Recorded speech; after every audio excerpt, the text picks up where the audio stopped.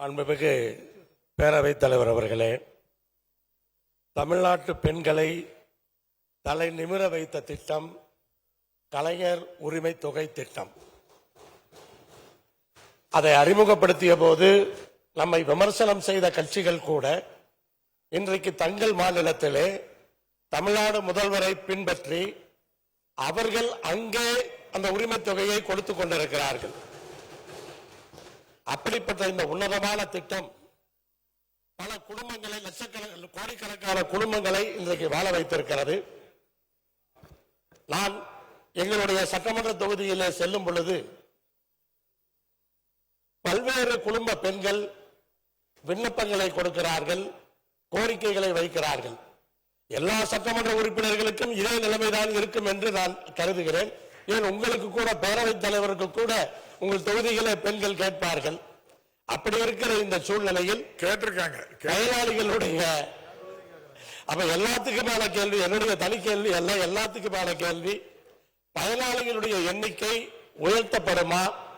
இப்போது விண்ணப்பம் கொடுக்கின்ற தகுதியுள்ள பெண்கள் அத்தனை பேருக்குமே இந்த கலைஞர் மகளிர் உரிமை தொகையை கொடுப்பதற்கு மாண்புமிகு துணை முதலமைச்சர் அவர்கள் ஆவணம் செய்வாரா என்பதை தங்கள் மூலமாக அறிந்து கொள்ள விரும்புகிறேன். மாண்புமிகு துணை முதலமைச்சர் அவர்கள். மாண்புமிகு பேரவைத் தலைவர் அவர்களே, உங்கள் தொகுதியில் மட்டுமல்ல என்னோட தொகுதியிலும் கேட்டுட்டு தான் இருக்காங்க. இது அத்தனை பேருக்கும், அத்தனை சட்டமன்ற உறுப்பினர்களுக்கும் பொருந்தும்.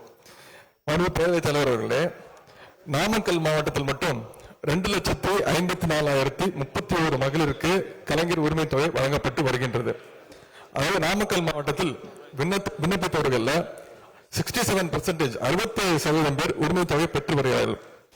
குறிப்பாக நம்முடைய மாண்புமிகு உறுப்பினர் அண்ணன் ஈஸ்வரன் அவர்கள் அவருடைய திருச்செங்கோடு தொகுதியில் மட்டும் மாதம் மாதம் கிட்டத்தட்ட 44,000 பேர் மகளிர் உரிமை தொகை பெற்றுக்கொண்டு இருக்கின்றார்கள்.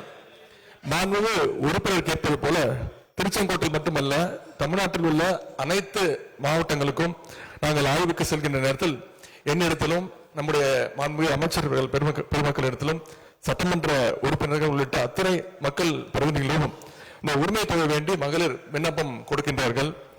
இது பற்றிய விவரங்களை சேகரித்து நம்முடைய மாண்பு முதலமைச்சருடைய கவனத்திற்கு கொண்டு சென்றுள்ளோம்.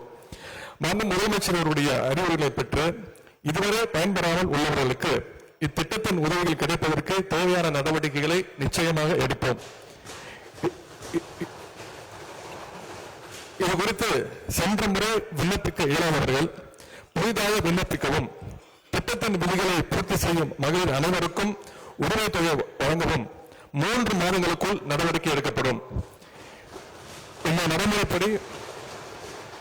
நடைமுறைப்படி மாண்பு உறுப்பினர் அண்ணன் ஈஸ்வரனுடைய திருச்செங்கோடு தொகுதியிலும் கூடுதலான எண்ணிக்கையில மகளிருக்கு விரைவில் உரிமை தொகை வழங்கப்படும் என்பதை மகிழ்ச்சியுடன் இந்த நேரத்தில் தெரிவித்துக் கொள்கின்றேன். செய்திகளை உடனுக்குடனும் துல்லியமாகவும் தெரிந்து கொள்ள சப்ஸ்கிரைப் பண்ணுங்க.